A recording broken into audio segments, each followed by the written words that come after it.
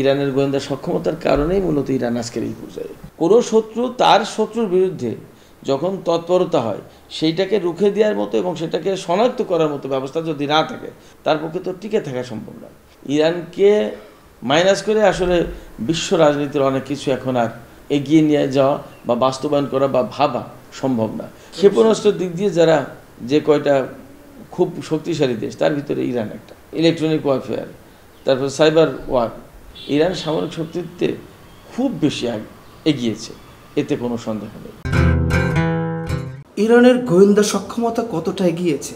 প্রেসিডেন্টের মৃত্যুতে গোয়েন্দাদের তথ্য প্রদানের কোনো ব্যর্থতা আপনার নজরে এসেছে কি? না, আমার নজরে এখনো পর্যন্ত ইরানের গোয়েন্দাদের ব্যর্থতার কোনো বিষয় আমার নজরে আসেনি। এই কারণে যে আমি তো এখন খানিকটা দূরবর্তী অবস্থানের থেকে পর্যবেক্ষণ করছি, বিশ্লেষণ করছি, খোঁজখবরগুলো রাখছি। তারপরেও ঘনিষ্ঠভাবে একথা বলা যাচ্ছে যে ধরুন এই পর্যন্ত ইরানের দ্বিতীয় দফা তদন্ত প্রতিবেদন প্রকাশ হয়েছে। প্রাথমিক তদন্ত প্রতিবেদনের পরে বেশ কিছুদিন পরে দ্বিতীয় তদন্ত প্রতিবেদন প্রকাশিত হয়েছে এবং সব জায়গায় এটাকে নিছক দুর্ঘটনায় বলা হয়েছে, দুর্ঘটনা বলা হয়েছে এবং এখানে গোয়েন্দা সংস্থার কোনো ব্যর্থতার কোনো প্রশ্ন নেই। আমি বলছি ইরানের পক্ষ থেকে, যেহেতু প্রেসিডেন্ট মারা গিয়েছেন, ইরানের গোয়েন্দা সংস্থা বা সামরিক বা নিরাপত্তা ব্যবস্থা যত যা কিছু সব ইরানের এবং সরকার ইরানের, জনগণ ইরানের, তাদের পক্ষ থেকে যখন বলা হচ্ছে যে এটা দুর্ঘটনা, এটা কোনো মতেই আপনার গোয়েন্দা ব্যর্থতার প্রশ্ন না, কোনো নাশকতামূলক কোনো বিষয় নেই, তারপরে কোনো হত্যাকাণ্ড সংগঠিত হয়নি, সেক্ষেত্রে আপনি তো জোর করে তখন আর চাপিয়ে দিতে পারেন যে না এটা হয়েছে। ইভেন ইসরায়েল আমেরিকা তারাও তো বলছে না, তাদের যারা শত্রু তারাও তো বলছে না যে আমরা হত্যাকাণ্ড চালিয়েছি বা কেউ ঘটিয়েছে, এমনটা না, দুর্ঘটনা। সেক্ষেত্রে দুর্ঘটনা তো হতেই পারে, দুর্ঘটনার ব্যাপারে তো আসলে গোয়েন্দা ব্যর্থতার প্রশ্ন নেই। আর আপনার প্রথম অংশ যেটা ছিল যে গোয়েন্দা সংস্থার সক্ষমতা কতটা এগিয়েছে, গোয়েন্দা সক্ষমতা কতটা এগিয়েছে তা আমরা এই জায়গা থেকেই বুঝব যে ইরান যে টিকে আছে এবং এখনকার সময় তো ভালোভাবে টিকে আছে ইরান।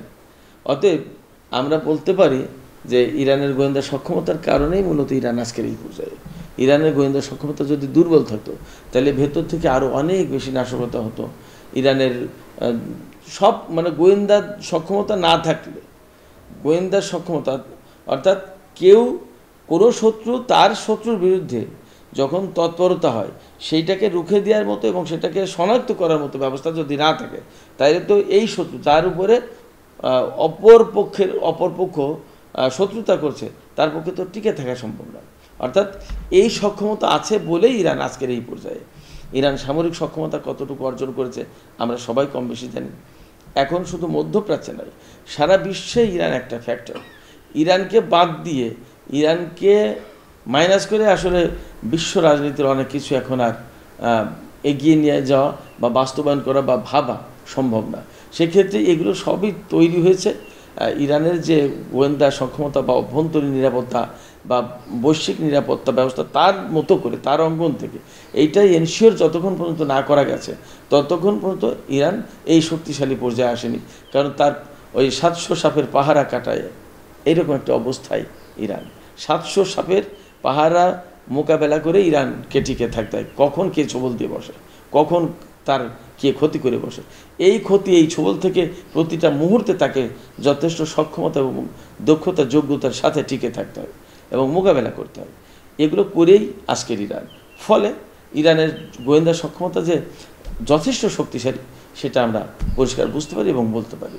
প্রেসিডেন্টের মৃত্যু নিয়ে এখনো পর্যন্ত অস্পষ্টতা থেকে গিয়েছে, কারণ কি? ইরানের পক্ষ থেকে কোনো অস্পষ্টতা নেই। আমি একটু আগেই বলেছি যে যেহেতু ইরান পরিষ্কার করে বলছে এবং দুটো তদন্ত হয়েছে, তদন্ত রিপোর্ট প্রকাশ করা হয়েছে, অস্পষ্টতার আর কোনো কারণ থাকে না। যখন একটা ঘটনা ঘটে তার তদন্ত হয় এবং সেই তদন্তে কী পাওয়া গেছে সেটা যদি প্রকাশ করে দেয় তাহলে তার অস্পষ্টতার কোনো কারণ থাকে না।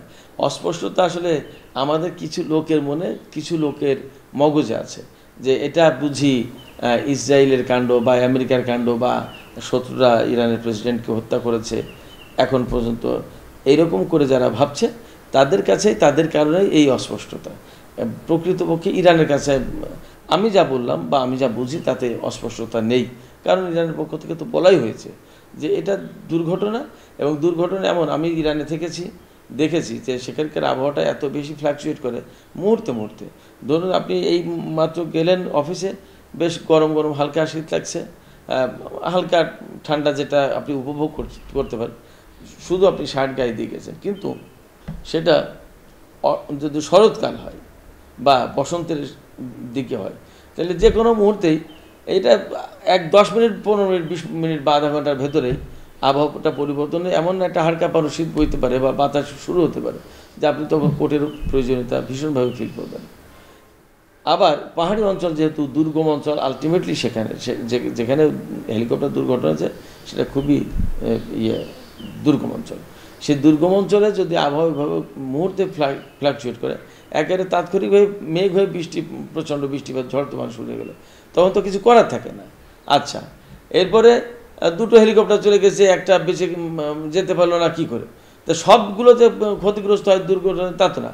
যেমন ইরানের উপর যে তাবাস মরুভূমিতে আমেরিকা যে হামলা চালাতে এসে বিধ্বস্ত হয়ে গেল, আমেরিকার যে আপনার হেলিকপ্টার, জঙ্গি বিমান, গানশিপগুলো অনেকগুলো ধ্বংস হয়ে গেল তাবাস মরুভূমিতে ইরানের বিরুদ্ধে হামলা চালানোর জন্য আসছিল।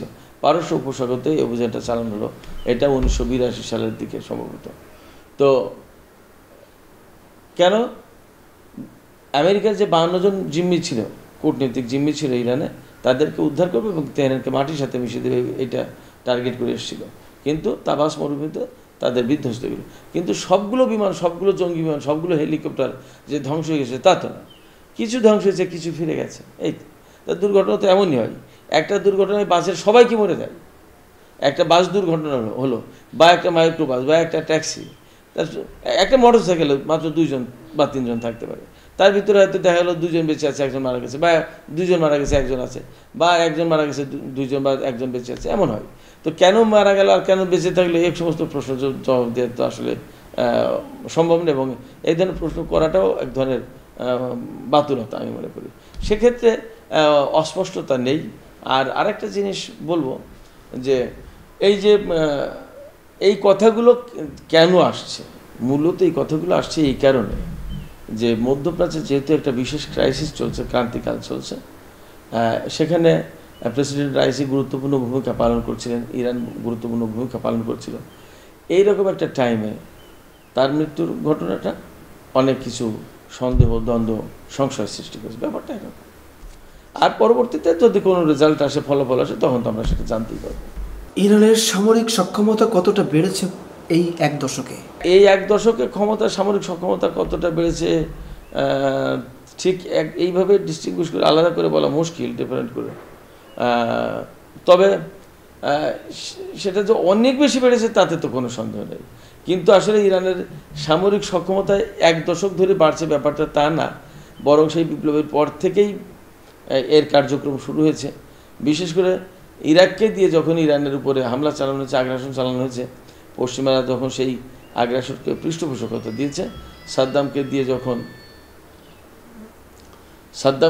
যখন এগুলো করানো হয়েছে, তখন ইরান বুঝেছে এবং তার বিরুদ্ধে যখন নিষেধাজ্ঞা আরোপ করা হয়েছে ইরানের বিরুদ্ধে, যে অস্ত্র কিনতে পারবে না, কোথা থেকে অস্ত্র আমদানি করতে পারবে না, অথচ পড়ে পড়ে মার খাবে, ব্যাপারটা এরকম ছিল। তো তখন দেখেছে নিষেধাজ্ঞা দেওয়া হয়েছে, তখন ইরান পরিষ্কার হয়েছে যে নিজের কাজ নিজেকেই করে দিতে হবে, কেউ করে দেবে না এবং কেউ অস্ত্র দেবে না। ফলে আমাকে আমার মতো করে শক্তি অর্জন করতে হবে, মোকাবেলা যা আমাকেই করতে হবে। এই যে ডিটারমিনেশনটা, এই ডিটারমিনেশনের আলোকে শুরু থেকেই তারা সামরিক সক্ষমতাকে বাড়ানোর চেষ্টা করেছে, বাড়িয়ে নেওয়ার চেষ্টা করেছে। তারা অস্ত্র উৎপাদন করেছে, ক্ষেপণাস্ত্র, সব ধরনের টেকনোলজি, সামরিক গোলাবারুদ অস্ত্র থেকে শুরু করে যত রকমের টেকনোলজি দেশটার নিরাপত্তা এবং বিপ্লবকে টিকে রাখার নিরাপত্তা দিতে প্রয়োজন হবে, তার সব কিছু ইরান নিজের মতো করে তৈরি করেছে এবং আজকে এই পর্যায়ে এসেছে। সেক্ষেত্রে ইরানের এখন আমরা যা দেখতে পাচ্ছি, বিশেষ করে কতগুলো জায়গায় খুবই বেশি সক্ষমতা, সেটা হচ্ছে যে ইরানকে তারা বিমান দিচ্ছে না, এখন ইরান নিজেই বিমানের ইঞ্জিন, জঙ্গি বিমান তৈরি করে ফেলার চেষ্টা করছেও। আস্তে আস্তে আরও ডেভেলপমেন্ট আসবে। তারা ক্ষেপণাস্ত্র দিতে চায়নি, অস্ত্র দিতে চায়নি। এখন ইরান বিশ্বে কয়েকটা ক্ষেপণাস্ত্র দিক দিয়ে যারা যে কয়টা খুব শক্তিশালী দেশ, তার ভিতরে ইরান একটা। তারপর আপনার গোয়েন্দা সংস্থা, এই যে ইলেকট্রনিক ওয়ারফেয়ার, তারপর সাইবার ওয়ার, তারপর আপনার মেডিকেল, অর্থাৎ সব জায়গায় আপনি যেখানে দেখবেন সেই জায়গায় ইরান তার মতো করে একটা ডেভেলপমেন্ট ঘটেছে, এবং সেটা নজর কাড়া ডেভেলপমেন্ট। সেক্ষেত্রে ইরান সামরিক শক্তিতে খুব বেশি এগিয়েছে, এতে কোনো সন্দেহ নেই।